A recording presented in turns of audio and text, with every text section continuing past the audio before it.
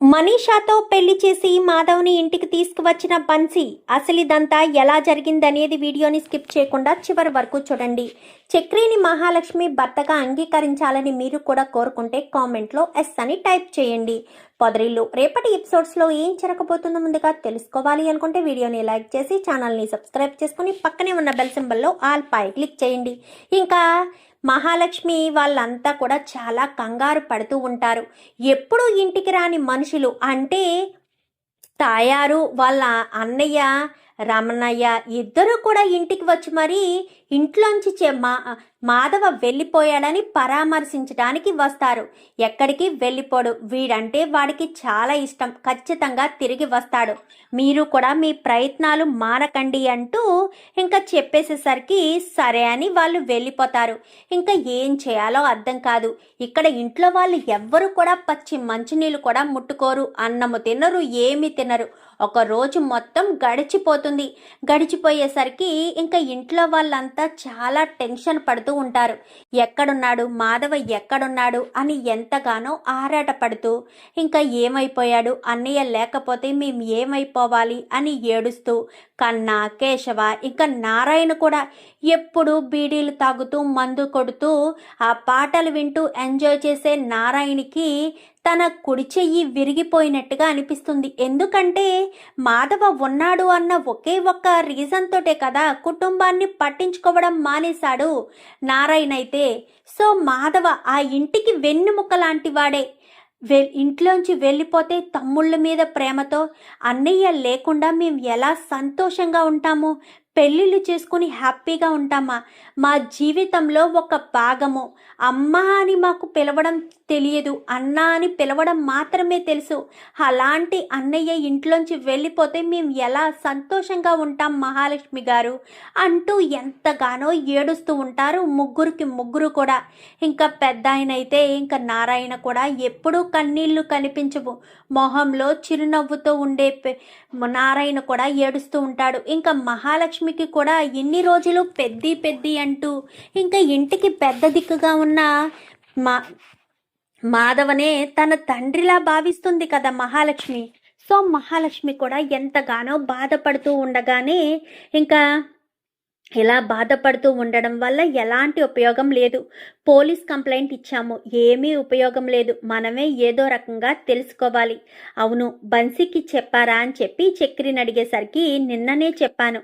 మరి బన్సీ ఏమైనా ఫోన్ చేశాడా, పోనీ దొరికాడన్నైనా ఫోన్ చేశాడా, మిమ్మల్ని ఏ ఇన్ఫర్మేషన్ కోసమైనా చేశాడా అనగానే లేడు అని చెప్పేసరికి అయితే నేనే ఫోన్ చేస్తానుండు అని బన్సీకి మహాలక్ష్మి ఫోన్ చేస్తుంది. ఫోన్ చేసేసరికి ఇంకా అప్పటికి టిఫిన్ చేస్తూ ఉంటాడు.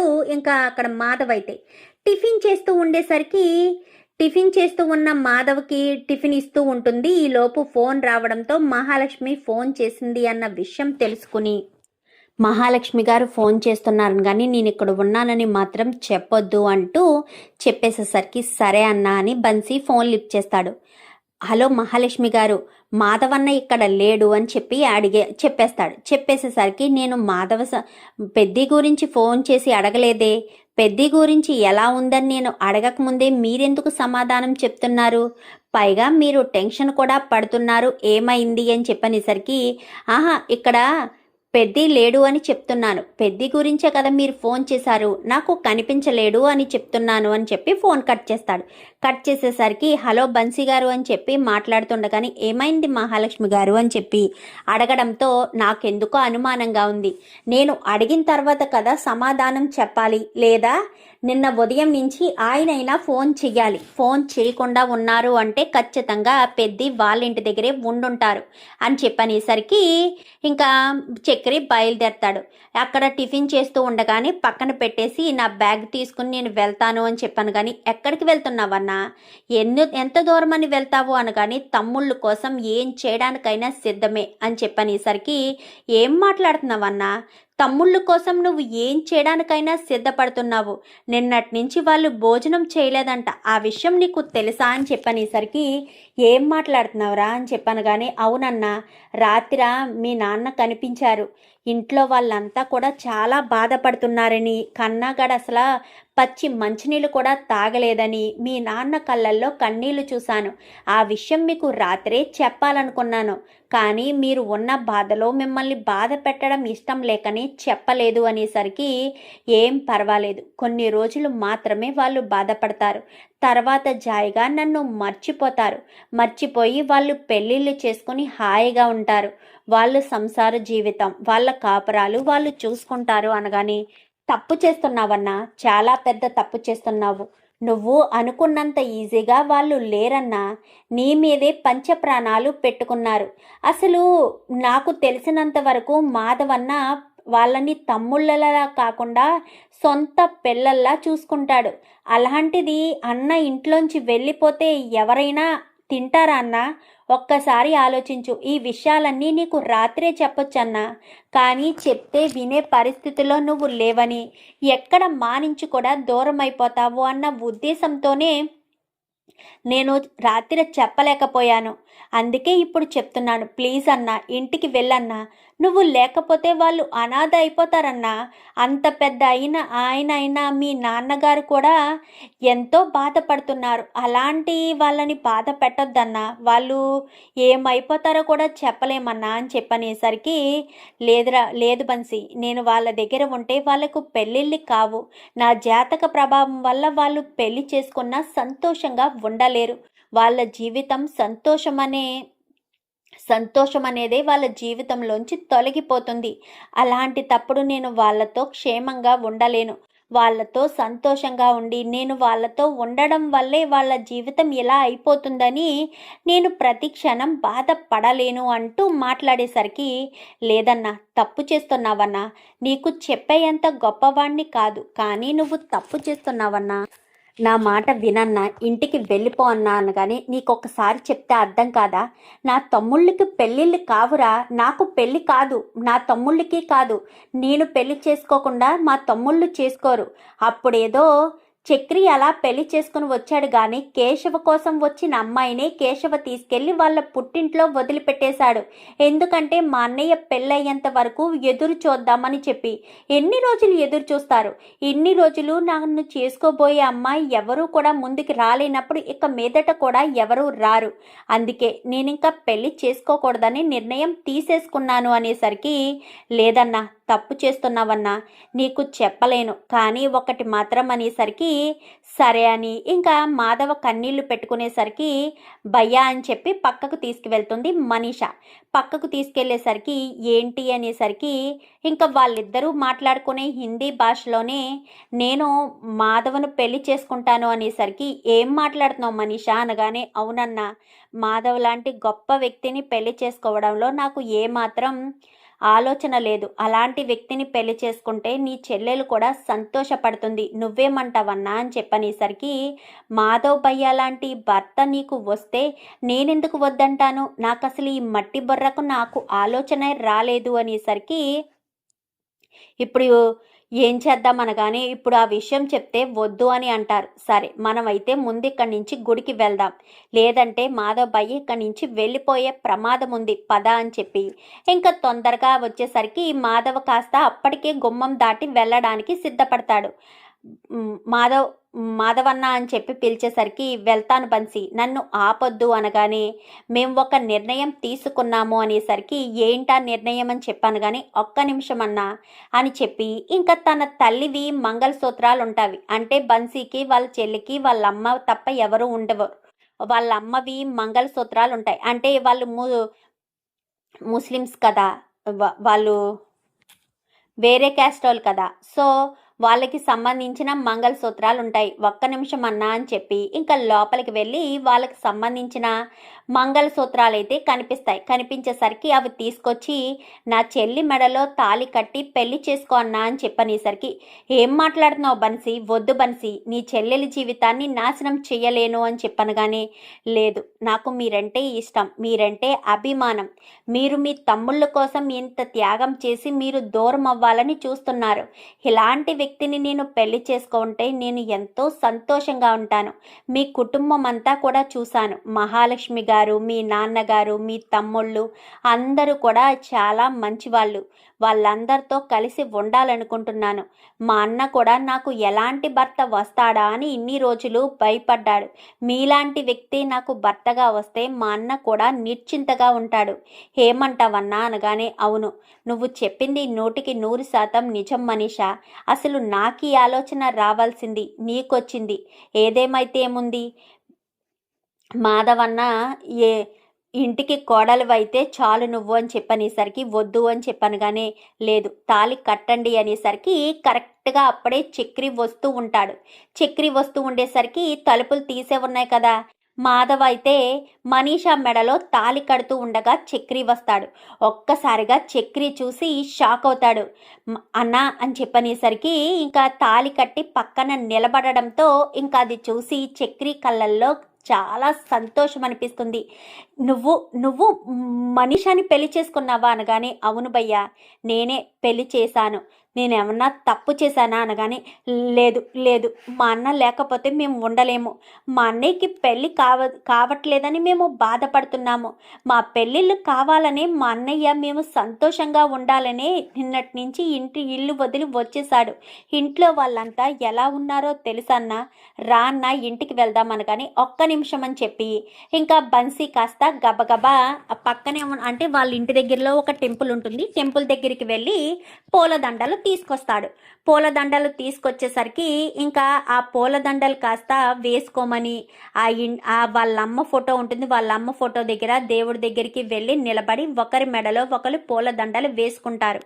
పదండి ఇంటికి వెళ్దామని చెప్పాను. కానీ ఇంకా మహాలక్ష్మి ఇంకా వీళ్ళ నలుగురు కూడా బయలుదేరిపోతారు. చక్రి బండి మీద వస్తాడు. వీళ్ళ ముగ్గురు కూడా ఆటోలో వచ్చేస్తారు. రావడంతో ముందు గబగబా చక్రి ముందు ఎదురుగా వచ్చేసి మహాలక్ష్మి గారు అనగానే, ఏమైంది ఇంతకీ పెద్ద ఏరియా అని చెప్పాను కానీ వస్తున్నారు చూడండి అనేసరికి ఈ లోపు అందరూ కూడా బయటకు వచ్చేస్తారు. బయటికి రావడంతో ఆటోలోంచి ముందు బన్సీ దిగుతాడు. తర్వాత పెళ్లి చేసుకున్న వాళ్ళిద్దరూ కూడా దిగి వచ్చేసరికి ఒక్కసారిగా అందరూ కూడా చాలా సంతోషపడిపోతారు. వెళ్ళి హారతి తీసుకురండి అని చెప్పాను కానీ సరే అని ఇంకా వెంటనే గబగబా మహాలక్ష్మి కాస్త లోపలికి వెళ్ళి హారతి తీసుకుని బయటికి వస్తుంది. ఇంకా వాళ్ళిద్దరికీ కూడా హారతి ఇచ్చి లోపలికి తీసుకువెళ్తున్న సమయంలో ఇంకా అప్పుడు వస్తుంది తాయారు చూసి చాలా సంతోషపడడంతో నన్ను ఆశీర్వదించత్తా అని చెప్పి వాళ్ళ కాళ్ళ మీద పడ్డంతో, నువ్వెప్పుడు సంతోషంగా ఉండాలి. నువ్వు ఇంటి నుంచి వెళ్ళిపోయావని తెలియడంతో నేను చాలా బాధపడ్డాను. నీ ముఖంలో ఎప్పుడూ ఈ చిరునవ్వు ఉండాలి. నువ్వు పెళ్లి చేసుకున్న అమ్మాయితో నువ్వు ఎప్పటికీ సంతోషంగా ఉండరా అని చెప్పి ఆశీర్వదించేసరికి ఇద్దరు కూడా పేర్లు అడిగిన తర్వాత లోపలికి వస్తారు. చాలా సంతోషంగా ఉంది పెద్ద అని చెప్పనగానే, అది నేనే చేశానమ్మా అని చెప్పి బన్సీ చెప్తాడు. మంచి పని చేసావు బన్సీ, నాకు నీ మీద కోపం వచ్చింది. ఎందుకంటే పెద్ద మీ ఇంట్లోనే ఉన్నా నువ్వు చెప్పలేదని. కానీ నువ్వు చేసిన ఈ పని గురించి మాత్రం చాలా సంతోషంగా ఉంది. పెద్ద పెళ్ళైతే జరిగింది, ఇంకెప్పుడు పెద్ద ఇల్లు వదిలి వెళ్ళడు అని చెప్పనేసరికి ఇంకా నారాయణ కూడా చాలా సంబరపడిపోతాడు. ఇంకా బయట టపాసులు అయ్యి పేల్చేసేసరికి ఏంటి సౌండ్లు అని అందరూ బయటికి రావడంతో ఇంకా టపాసులు పేల్చి డ్యాన్స్ వేస్తూ ఉంటాడు. మిగిలిన వాళ్ళంతా కూడా చాలా సంతోషంగా ఉంటారు. ఇంకా ఆ సిద్ధాంతి దగ్గరికి చెప్పాడు కదా సిద్ధాంతి దగ్గరికి అయితే మహాలక్ష్మి చక్రి చాలా కోపంగా వెళ్ళి ఏమన్నారు, మా పెద్దికి పెళ్లి జరగదా, మా పెద్ది ఇంట్లో ఉండగా పెళ్లి జరగదా, మా పెద్ది పెళ్లి చేసుకుని ఇంటికి వచ్చారు, ఏమైంది మీ సిద్ధాంతం, ఏమైంది మీ జాతకం, అవేమీ కాదు, మా పెద్ది మంచి మనసుకి తనంతట తానుగానే వచ్చి పెళ్లి చేసుకుంది, వాళ్ళు జీవితాంతకాలం సంతోషంగా ఉంటారు, మీ జాతకాన్ని పక్కన పడేయండి అని చెప్పి ఇంకా జాతకాన్ని పక్కన పడి అని తిట్టి అక్కడి నుంచి వచ్చేసిన తర్వాత జాతకం గుర్తుంది కదా మళ్ళీ చెక్ చేస్తాడు.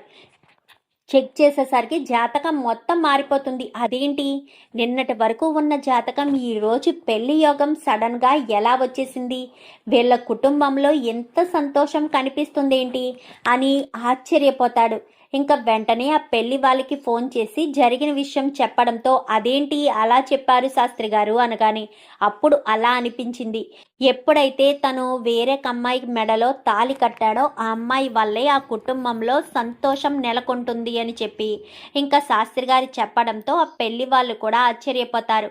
ఈలోపు పెళ్ళిళ్ళ బ్రోకర్ కాస్త ఇంటికొచ్చి, మాధవ నీకు పెళ్ళైపోయింది, ఇంకా పెళ్లి జరగాల్సింది కేశవకి, కన్నా మాత్రం చదువుకుంటున్నాడు కదా అనగానే, మీకంత శ్రమ లేదు శాస్త్రి గారు, మా తమ్ముడు ఆల్రెడీ ఒక అమ్మాయిని ప్రేమించాడు, తననే పెళ్లి చేసుకుంటాడు అనగానే, మొత్తానికైతే మాధవ్ పెళ్లి జరగదన్న అనుకున్న వాళ్ళే మళ్ళీ పెళ్లి జరిపించారన్నమాట అనగానే, అందులో మా ప్రమేయం ఏమీ లేదు, పెళ్లి చేసుకుంది ఇంగో ఈవిడే, వీళ్ళిద్దరు జోడి చాలా బాగుంది, ఈడు జోడు చాలా చక్కగా ఉందనేసరికి, ఒక్క నిమిషం శాస్త్రి గారు కూర్చోండి అంటూ కాఫీ పెట్టి తీసుకొచ్చిస్తుంది మహాలక్ష్మి. ఇంకా కాఫీ తాగిన తర్వాత, చాలా సంతోషమయ్యా, మీ పెళ్ళి కూడా జరిగిపోయింది, ఇంకా అందరూ హ్యాపీగా ఉండండి, రే కన్నా నీ పెళ్ళైనా నా చేత జరిపించుకుంటావా, లేక నీ పెళ్ళి కూడా ఏదో ఒక అమ్మాయిని చూసి పెళ్లి చేసుకుంటావా అని చెప్పి సాపంతులు గారు అడిగేసరికి, అదే బ్రోకర్ అడిగేసరికి, ఏమో అప్పుడు సంగతి మాకు తెలియదు అనగానే, ఖచ్చితంగా వీడి పెళ్ళి కూడా నా చేతుల మీద జరగదనుకుంటా నారాయణ గారు అని చెప్పి అక్కడి నుంచి కాస్త వెళ్ళిపోతాడు. ఇంకా అంతా కూడా చాలా సంతోషంగా నవ్వుకుంటారు. ఇంకా మాధవకి ఇదంతా ఒక షాకింగ్ లాగా అనిపిస్తుంది. ఎందుకంటే తనకు పెళ్ళవ్వదు అన్న ఉద్దేశంతోనే కదా తన ఇంట్లోంచి వెళ్ళిపోయింది. అలాంటిది తనకు మళ్ళీ పెళ్ళి అయ్యేసరికి చాలా సంబరపడిపోతూ ఉంటాడు. ఇంకా అందరూ కూడా హ్యాపీగా ఉంటారు. మహాలక్ష్మి చక్రి కూడా ఇద్దరు ఒకటైతే బాగున్ను, వాళ్ళిద్దరి జీవితంలో కూడా సంతోషం అయితే బాగున్ను అని చెప్పి అనుకుని, ఇంకా మాధవ భార్య మనీష, ఇంకా వీళ్ళు కలిసి కేశవకు శైలుకు పెళ్లి చేయమని అడగడానికి వాళ్ళ ఇంటికి వెళ్తారు. వెళ్ళేసరికి వాళ్ళు చేయమని చెప్పడంతో, మీకు 10 రోజులు మాత్రమే సమయం ఇస్తున్నాము, ఆలోచించుకోండి, మీరు ఒప్పుకుంటే అందరి ముందు చక్కగా పెళ్లి జరుగుతుంది, ఒప్పుకోకపోయినా పెళ్లి జరుగుతుంది, పెళ్లి జరగడం మాత్రం ఖచ్చితంగా ఆగదు, పెళ్లి ఖచ్చితంగా జరుగుతుంది, అది మీ అంగీకారంతోటా లేక మీ అంగీకారంతో కాదనేది మీ ఊహకే వదిలేస్తున్నాను అని చెప్పి ఇంకా చెప్పేసేసరికి, అది కాదు అని చెప్పి ఎంతలా చెప్పాలని ప్రయత్నించినా కానీ, మీకు చెప్తున్నాం, మా ఇంట్లో ఆడవాళ్ళు ఉండరు అన్నారు, మా ఇంట్లో 2 ఉన్నారు, నేను పెళ్లి చేసుకున్నాను, నా తమ్ముడు ఆల్రెడీ పెళ్లి చేసుకుంది, మూడో తమ్ముడైనా మా కేశవకు కూడా పెళ్లి జరిగితే మేము సంతోషపడతాం, అది పెద్దల అంగీకారంతో జరిగితే బాగుంటుందని మా ఉద్దేశం, ఆ ఉద్దేశంతో ఆ గౌరవంతో నేను మీ ఇక్కడికి వచ్చి మరి మీకు చెప్తున్నాము అని చెప్పనేసరికి ఇంకా ఏం మాట్లాడాలో కూడా అర్థం కాక సైలెంట్గానే ఉండిపోయేసరికి అక్కడి నుంచి కాస్త ఇంటికి వచ్చేసేసరికి ఇంకా వాళ్ళు ఆలోచించుకుంటారు, ఇంకా మనం ఏం చేయలేమండి, వాళ్ళిద్దరికీ రాసి పెట్టుంది, అబ్బాయి కూడా మంచి వాళ్ళగా అనిపిస్తున్నాడు, పైగా కుటుంబంలో ఆయనే పెద్దంట, మొన్న వాళ్ళ అత్త కనిపించి చెప్పింది, ఇంట్లో చాలా మంచి వాళ్ళు ఉన్నారు, నా కూతుర్నిచ్చి పెళ్లి చేయలేక మా అన్న ఆస్తి గురించే మేము ఇలా చేయాల్సిన పరిస్థితి వచ్చింది, మీరు అర్థం చేసుకుంటే చేసుకోండి, కానీ ఆ కుటుంబంలో అడుగుపెట్టిన అమ్మాయి చాలా సంతోషంగా ఉంటుంది, అబ్బాయిలకి అమ్మాయిలతో ఎలా ప్రవర్తించాలో, వాళ్ళ నలుగురు ఆడవాళ్ళతో ఎలా నడవడికగా ఉండాలో బాగా తెలిసిన వాళ్ళు, ఇప్పటి రోజుల్లో అబ్బాయిలు అలా లేరు అంటూ ఇంకా తాయారే చెప్పేసేసరికి వాళ్ళ మేనత్త కూడా చెప్పింది అని ఇంకా వాళ్ళైతే మనసు మార్చుకుని ఫోన్ చేయమని చెప్తారు శైలుకైతే. కేశవకు ఫోన్ చేసేసరికి కేశవ కాస్త వాళ్ళ అన్నయ్యకి చెప్తాడు. వాళ్ళ అన్నయ్యకి చెప్పడంతో, ఏంట్రా నువ్వు అనేది అనగానే, అవునన్నయ్య శైలు ఫోన్ చేసింది, వాళ్ళ ఇంటికి రమ్మని చెప్తున్నారు అనగానే, నిజమా అనగానే అవును అనేసరికి, అయితే ఎంగేజ్మెంట్ చేసుకోవడానికి అయ్యుంటుంది అని ఇంకా తాంబూలాల పళ్ళెంతో బయటికి వచ్చేసరికి తాయారు ఎదురుగా వస్తుంది. నేను వస్తాను రా అని చెప్పాను, కానీ మీరెక్కడికి వస్తారు అనేసరికి, నేను వస్తాను, కేశవ పెళ్లి జరగడం నాకు ఇష్టమే, మీరంతా సంతోషంగా ఉండాలి. ఇన్ని రోజులు మా అన్నయ్య ఆస్తి గురించి నేను తాహతపడ్డాను, కానీ మా అన్నయ్య ఆస్తిని నేను సొంతం చేసుకోవాలనుకోవడం చాలా పెద్ద పొరపాటని, నా కూతురు జీవితాన్ని ఎక్కడ నాశనం అవుతుందో అన్న ఉద్దేశంతో మాట్లాడాను. కానీ మీరేంటో, మీ మనస్తత్వాలేంటో నాకు గాయత్రి అర్థమయ్యేలా చెప్తేనే కానీ అర్థం కాలేదు. గాయత్రి మాధవని పెళ్లి చేసుకుంటాను, వచ్చేస్తాను అని చెప్పినా పెళ్లి గురించి, పెళ్లి బంధం గురించి అర్థమయ్యేటట్టు చెప్పాడంట కదా మాధవ. నాకప్పుడు అర్థమైంది, మా అన్నయ్య పెంపకం, మా అన్నయ్య వల్లే కదా వీళ్ళింత సంతోషంగా ఉన్నారు. వీళ్ళ జీవితంలో నేనెందుకు సంతోషాన్ని పోగొట్టాలి, వీళ్ళకి తోడుగా, ఆడదిక్కుగా, పెద్ద దిక్కుగా ఉండాలి అని నిర్ణయం తీసుకుని నేను వస్తాను అంటున్నాను అనేసరికి సరేనని అందరు కూడా అక్కడికి వెళ్తారు.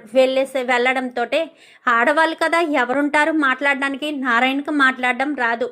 ఇంకా తాయారే వాళ్ళతో మాట్లాడి మొత్తం పెళ్లి జరుగుతుందని అలా ఇలా చేసి తాంబూలాలు కూడా ఇచ్చుకోవడం కూడా మనీషా, మాధవలే ఇద్దరు ఇచ్చుకుంటారు. ఎందుకంటే వాళ్ళే ఇంటికి పెద్దవాళ్ళు కదా. సో తాంబూలాలు కూడా వాళ్ళే తీసుకునేసరికి చాలా సంతోషపడతారు. ఇంకా శైలు, కేశవుల పెళ్ళి కూడా ముహూర్తాలు పెట్టేసేసరికి అంతా హ్యాపీగా ఉంటుంది. మీరంతా బాగానే ఉన్నారు, ఎటొచ్చి అన్యాయం అయ్యేది నేనే కదా.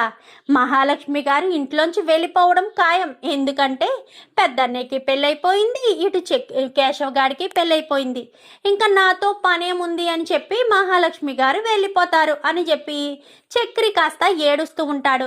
ఎందుకురా ఏడుస్తావు, మహాలక్ష్మి నిన్ను వదిలి వెళ్ళదు అని చెప్పాను కానీ ఎందుకు వెళ్ళదు? మహాలక్ష్మి గారు ఏమన్నా నా భార్య, నన్ను ఏమన్నా ప్రేమిస్తుందా ఇక్కడే ఉండడానికి? ఏదో ఆపద్ధర్మంగా నన్ను పెళ్లి చేసుకుంది. పెళ్లి చేసుకున్న పాపానికి ఇక్కడ ఉండాల్సిన పరిస్థితి ఎందుకుంటుంది?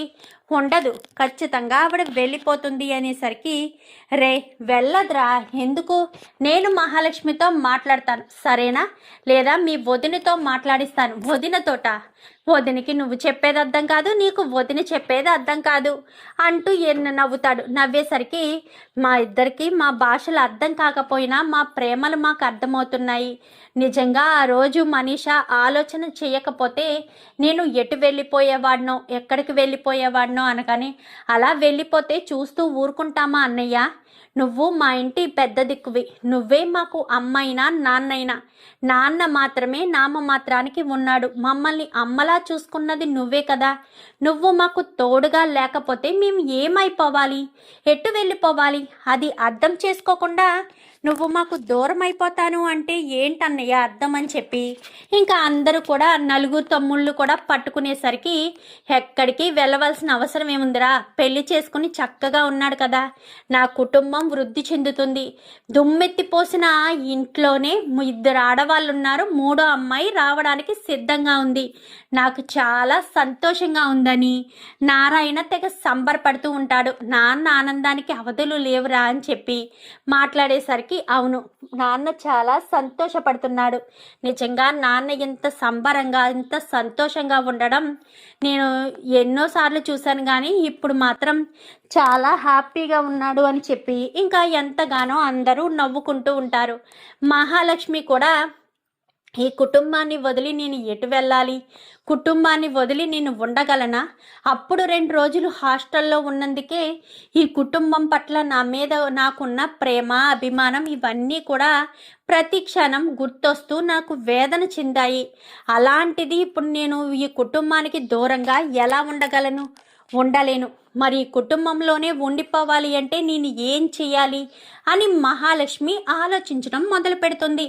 మరి అలా ఆలోచించిన మహాలక్ష్మికి చక్రిని భర్తగా అంగీకరించాలని, చక్రిని భర్తగా అంగీకరిస్తేనే ఆ ఇంట్లో లైఫ్ లాంగ్ వాళ్ళ ప్రేమానురాగాల మధ్యలో బ్రతకగలను అన్న విషయం తెలుస్తుందా, లేక మామూలుగానే ఉండాలి అని అనుకుంటుందా?